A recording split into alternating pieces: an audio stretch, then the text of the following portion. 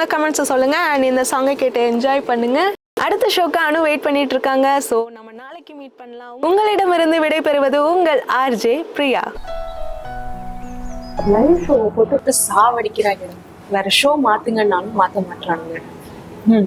உனக்கு என்னப்பா ஜாலியா வந்து பேசிட்டு போற?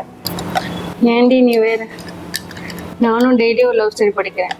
ஆனா நம்ம ஸ்டோரியில லவ் இருக்க மாட்டேங்குது. கல்யாணம் ஆன நீங்களே இப்படி சொன்னா அப்ப நாங்களாம் எங்க போறது? சரி, இத பத்தி அவர்கிட்ட பேச போறேன், இதுக்கு ஒரு எண்டு வைக்க போறேன் அப்படிலாம் சொன்னியே, என்னாச்சு? நானும் டெய்லி ட்ரை பண்ணதாண்டி செய்றேன் பேசுறதுக்கு. ஆனா பக்கத்துல போனாலே மூஞ்ச வேண்டா விருப்பா திருப்பிட்டு போயிடலாம். என்ன பண்றதுன்னே தெரியல, கடுப்பா இருக்கு. சரி விட பாத்துக்கலாம், எங்க போயிட போறான். சரி, எனக்கு டைம் ஆயிடுச்சு. உனக்கான கண்டென்ட்லாம் அங்க எடுத்து வச்சிருக்கேன், நீ எடுத்துக்கோ. நான் கிளம்பு. பை.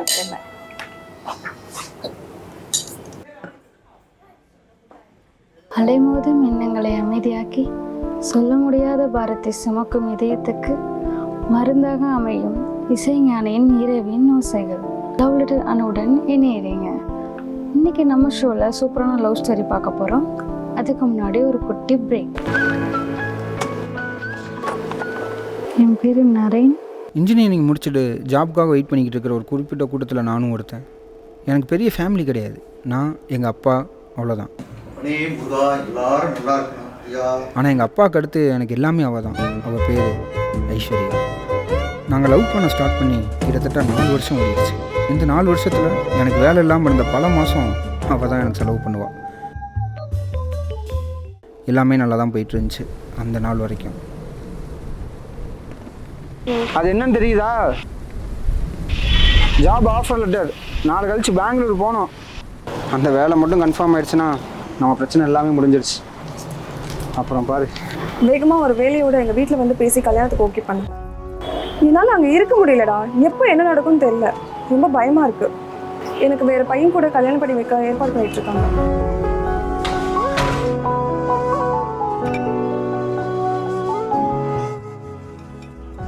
உட்ரி பார்த்துக்கலாண்டி. தயவு செஞ்சு கொஞ்சம் என்னை பற்றியே யோசி. உங்கள் வீட்டில் இருக்கிற மாதிரி ஒன்றும் ஒரு ஆள் கிடையாது. என்ன சொன்ன? இங்கே பாரு, உங்கள் வீடு மாதிரி அவ்வளோ பேர் இல்லை எங்கள் வீட்டில். அந்த ஆளுக்கு நான் மட்டும் தான், எனக்கு அவர் மட்டும்தான். இன்னும் அவ்வளோ ஈஸியாக சொல்கிற. எனக்கும் அதே சுச்சுவேஷன் தான். நீ மட்டும் போப்பா அப்படின்னு தூக்கிலாம் கொடுத்துட மாட்டாங்க. உனக்கு இருக்க சுச்சுவேஷன் தான் எனக்கும். அப்படி அவசரம்னா உங்கள் வீட்டில் பார்த்து வச்சுருக்காங்கல்ல, அவனையே கல்யாணம் பண்ணிக்க. உன் வயசு என்ன? 28 தானே? எனக்கு 26. உன்ன மாதிரி 30-35 வயசு வரைக்கும்லாம் என்னை வச்சுட்டு இருக்க மாட்டாங்க. உன் சுச்சுவேஷன் வேற, என் சுச்சுவேஷன் வேற. நீ சொல்ற மாதிரி நான் அவனையே கல்யாணம் பண்ணிக்கிறேன். அப்பதான் உனக்கு என் அருமை புரியும். நீலாம்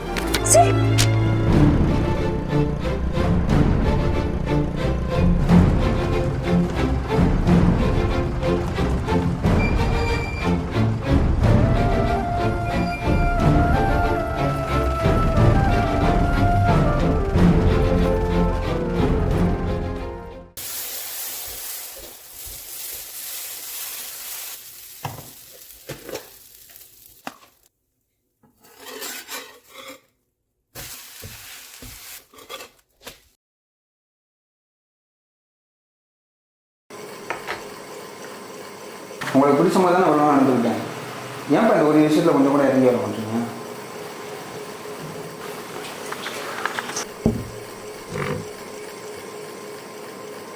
இப்போ நான் என்ன சொல்லிட்டேன்னு இப்படி போறீங்க? நீ என்னதான் கத்தி பேசினாலும் அழுதாலும் என்னை அடித்தாலும் நான் இதுக்கு ஒத்துக்க மாட்டேன்ப்பா. உன்னால் என்ன செய்ய முடியுமோ செஞ்சுக்க. சரி, விட்டுக்கிறேன். அந்த யாரும் என்னன்னா சொல்லி தொலைங்கப்பா. எனக்கு வயசு 60 ஆகுது. இனிமேல் நான் போய் வேற பழக்க வழக்கங்கள்ல எல்லாம் என்னால் ஈடுபட முடியாது. நீ என்ன வேணாலும் நினச்சிக்க, அந்த வீட்டு ஜாதி பொண்ணை என் வீட்டுக்குள்ளே வர முடியாது. என்னப்பா சொல்றீங்க? ஜாதி கீதின்னு பைத்தியமாப்பா நீங்க. இப்பெல்லாம் போய் ஜாதியை பார்த்து ஏன் உங்க பெத்த மகளுக்கு ஜாதி தூக்கி போட்டு வரலாம்ல? அதை தாண்டா நானும் சொல்கிறேன். பெத்த அப்பனுக்காக நீ உன் காதில் தூக்கி போட்டு வரக்கூடாதா? முடியாதுல்ல. உன்னால் அது முடியாதுன்னா என்னால் இது முடியாது. உனக்கு அவள் தான் வேணும்னா என்னை கொண்டுட்டு நீ சந்தோஷமா இருந்துக்க.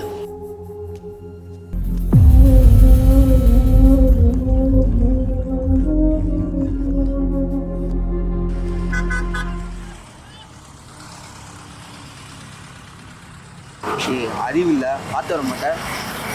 டேய், நல்லா இதுக்கு போயில ஒரு இளவு கூட்டிகிட்டு இருப்பியாடா தம்பி 7வது இருக்கு எப்படிப்பா போனேன் நேராக போய் தேர்ட் லெஃப்ட் எடுங்க, அதான் நீங்கள் கேட்டு தெரு.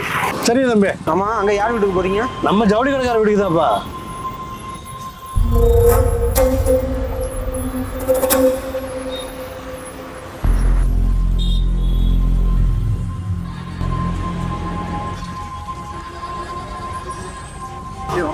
வண்டியை மட்டும் ஃபாலோ பண்ணுறா. எதுக்குடா? டேய் சீக்கிரம் பண்ணுடா.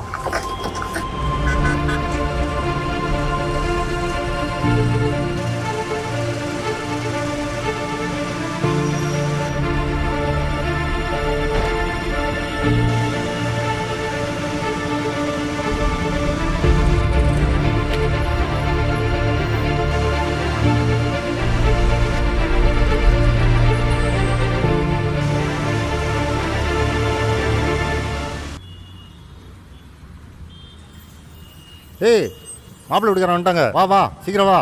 ஏய் கூப்பிட்டே இருக்கேன், என்ன பண்ணிட்டு இருக்கீங்க? வா வா வந்துட்டாங்க பாரு, வா.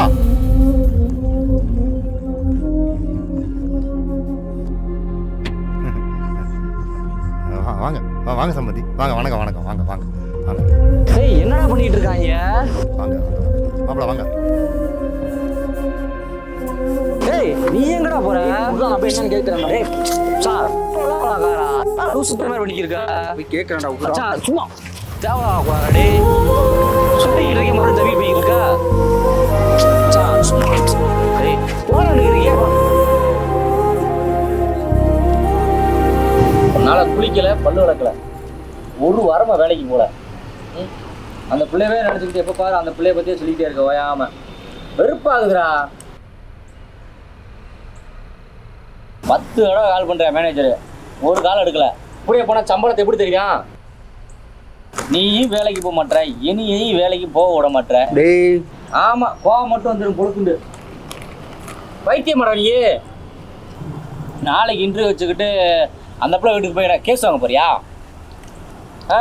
எப்போ பாரு பஞ்சாயத்து பஞ்சாயத்து, நான் கூட போய் பஞ்சாயத்து பண்ணிட்டு இருந்தேன்னா எப்படிடா நீ உன் வேலையை பார்ப்ப?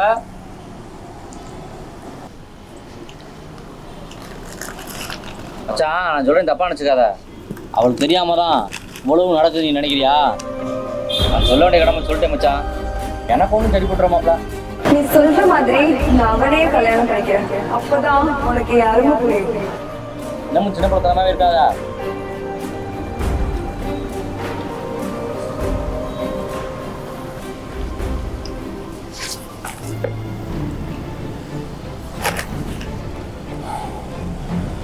நான் இங்கே கஷ்டப்பட்டுட்டு இருக்கேன், அவன் மட்டும் அங்கே சந்தோஷமா இருக்காளா? அவள் எப்படி நிச்சயம் பண்ணி சந்தோஷமா இருக்கா நானும் பார்க்குறேன். டேய் ஆறாத. நாங்கள் எடுத்த ஃபோட்டோ வீடியோ எல்லாமே இருக்கு என்கிட்ட. நம்ம ஏரியா வாட்ஸ்அப் குரூப், ஃபேஸ்புக், யூடியூப்லேருந்து எல்லாத்தையும் ரிலீஸ் பண்ணிட்டு அவள் என்ன பண்ணுறேன்னு பாரு. டேய் லூசு மாதிரி பண்ணிக்கிட்டாரா? சொல்லிக்கிட்டே இருக்க பாரு. போடா. ஒரு பொம்பளை பிள்ளோட வாழ்க்கை விளையாடாத. ஏய் போன்றேன். ஏய் குடும்பச்சான் தேவலா பா.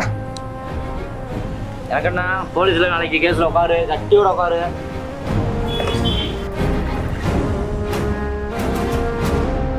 யாரும் நம்பாங்க, என் கூட ரொம்ப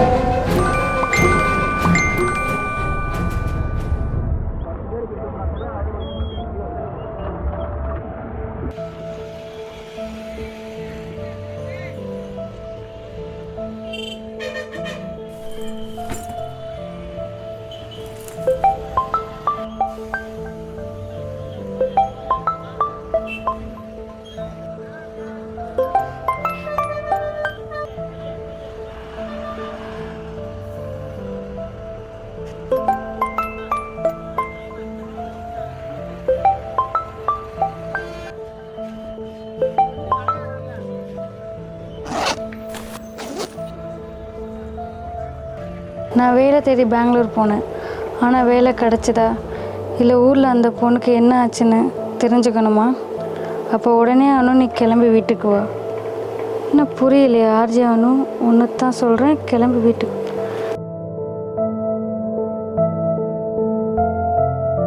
நீ தேடுற எல்லா பதிலும் அங்கே இருக்கும்.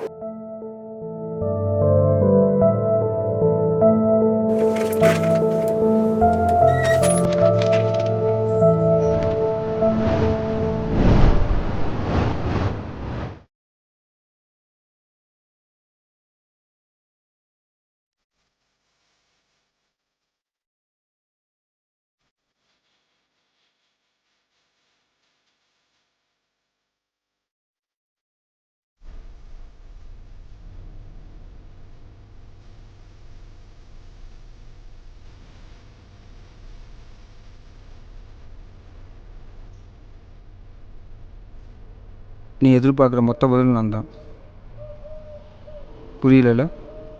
டெய்லியும் எவ்வளோ பேர் கதை படிச்சிருக்க, ஆனால் இந்த கதையில் தெரிஞ்சோ தெரியாமலோ நீயும் சம்மந்தப்பட்டிருக்கானோ. அந்த லெட்டரில் இருக்க நிறைய நான் தான். அன்றைக்கி நான் பெங்களூர் போயிட்டு திருப்பி 2 நாள் கழிச்சு ஊருக்கு வந்தேன். உன் பொண்ணு பேர் என்ன? ஐஸ்வர்யா சார். வயசு? 26. என்ன நடந்துச்சு? அன்றைக்கி காலைல 7 மணி இருக்கும். எவ்வளவோ சொல்லி பார்த்தோம், அவள் கேட்கவே இல்லையே. அவள் நினச்சது சாதிச்சிட்டா சார். என்ன நடந்துச்சு சரியாக சொல்லிடுறியாதா? அப்புறம் இங்கே ஒரு மாதிரி அங்கே ஒரு மாதிரி பேசக்கூடாதானே? யார் அது? என் வீட்டுக்காரமா தான் சார். ஏன் சத்தம் இங்க?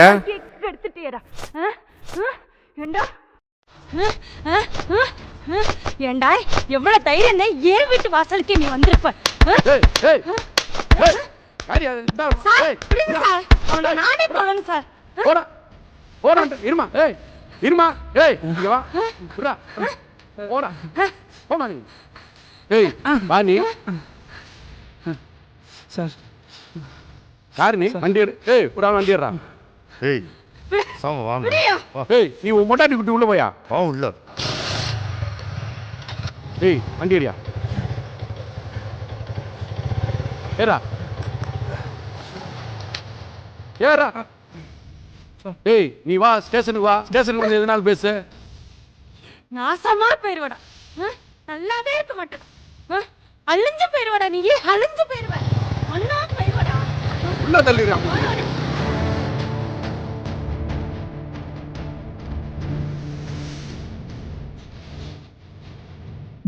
தம்பி டீ சாப்பிட்றியா?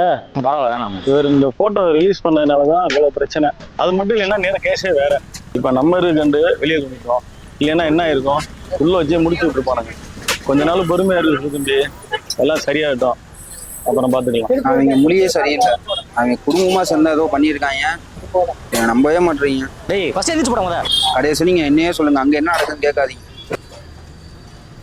என்ன புரியுறீங்க? இல்லை சார், நான் பண்ணிக்கிறேன் சார். நான் சமாளிச்சுக்கிறேன் சார், நான் பார்த்துக்கிறேன் சார்.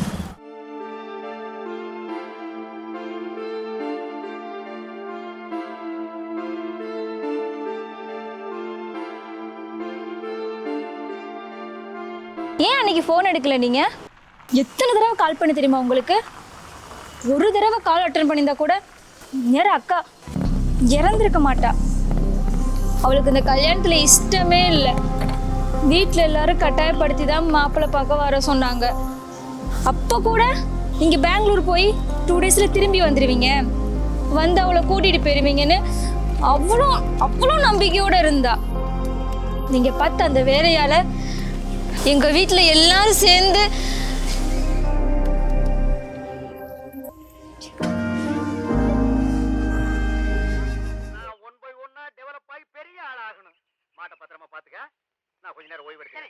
நல்லா புள்ளவத்தை வச்சிருக்கா சாமி. போர்டு கட்ட முடியாது, என் குடும்பத்துக்கு கொடுத்து என் குடும்ப மானத்தை கெடுக்கலாம் பார்க்குறியா? இதில் இன்னொன்று உனக்கு கொடுத்து வச்சிருக்காமே, அது எப்படி போர்டு கடையா ஊர் மீறவளா? இனிமேல் சொந்தம் வந்தா நல்லது கெட்டதுல வந்த உனக்கு நல்ல மரியாதை இல்லை. ஐயா போன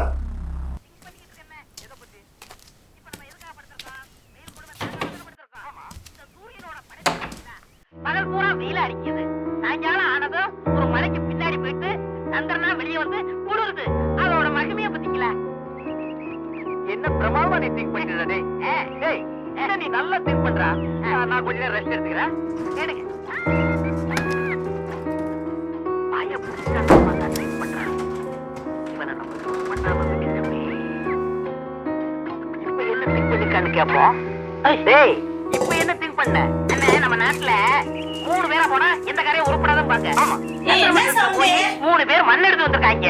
இத பத்தி என்ன நினைக்கிறீங்க? எவ்வளவு அறிவா திங்க் பண்றாங்க.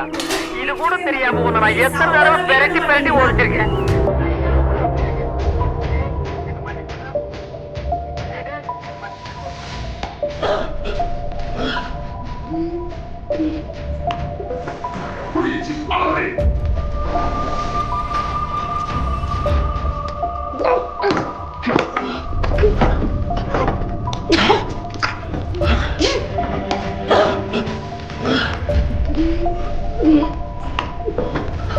இதுக்கு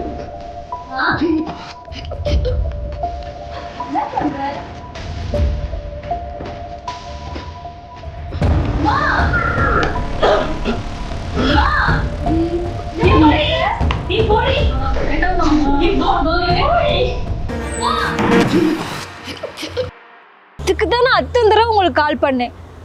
ஒரு தடவை எடுத்துருக்கலாம்ல. நான் சின்ன பொண்ணு, என்னால் என்ன செய்ய முடியும்? உங்களெல்லாம் ச்சே.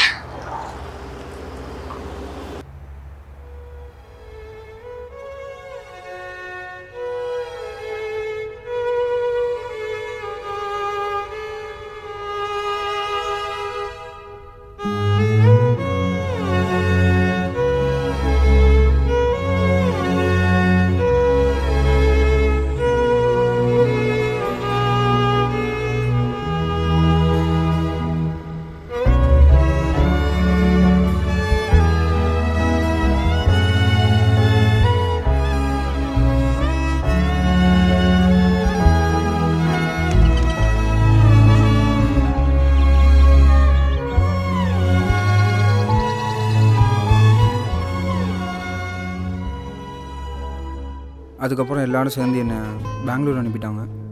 என்ன தான் புது இடம் புது மக்கள் அப்படின்னு இருந்தாலும் அவளோட இறப்புக்கு முழு பொறுப்பு நான் மட்டும்தான் வேணும் எனக்குள்ள அதிகமாகிக்கிட்டே இருந்துச்சு.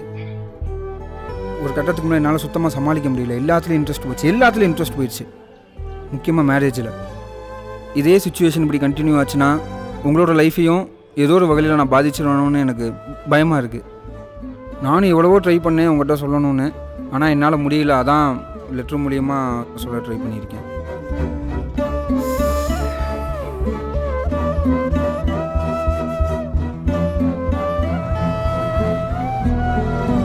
இதெல்லாம் ஓகேனா நமக்கான வாழ்க்கையை நம்ம ஆரம்பிக்கலாம். என் மேலே நம்பிக்கை இருந்தால் நம்ம சேர்ந்து பயணிப்போம்.